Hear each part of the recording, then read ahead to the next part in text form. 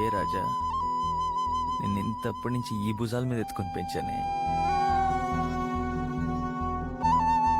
నువ్వు ఒకటికి వెళ్ళినా ఒరే అన్న మా బాబే కదా అనుకున్నాయి ఈ ముసలోడిని అందరి ముందు చెప్పెట్టి కొడతావా? ఏ దొరవని అహంకారమా? దొరవని అహంకారం అంటావ్?